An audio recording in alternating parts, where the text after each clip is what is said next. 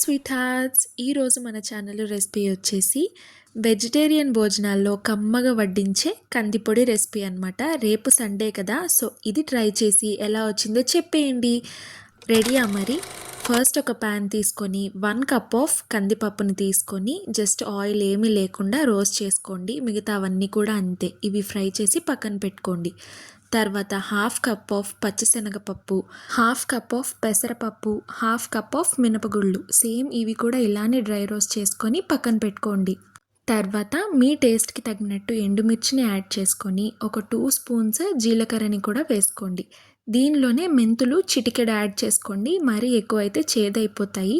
తర్వాత సాల్ట్ని కూడా మీ టేస్ట్కి తగినట్టు అడ్జస్ట్ చేసుకొని పక్కన పెట్టేసుకొని కరివేపాకుని కూడా ఇలా రోస్ట్ చేసుకొని ఈ రోస్ట్ చేసిన ఐటమ్స్ అన్నీ తీసుకొని కొంచెం చింతపండు వేసి ఇదంతా చల్లారిన తర్వాత చక్కగా మిక్సీ పట్టేసుకుంటే కందిపొడి రెడీ అయిపోతుంది.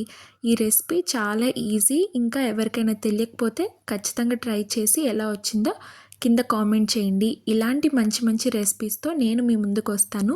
అండ్ ఇప్పటి వరకు నన్ను సబ్స్క్రైబ్ చేసుకొని సపోర్ట్ చేసి మీ లవ్ అంతా చూపిస్తున్న ప్రతి ఒక్కరికి పేరు పేరున నా హార్ట్ఫుల్ థ్యాంక్స్. నా కంటెంట్ నచ్చితే మీరు సబ్స్క్రైబ్ చేసుకొని సపోర్ట్ చేస్తారని అనుకుంటున్నాను. బాయ్.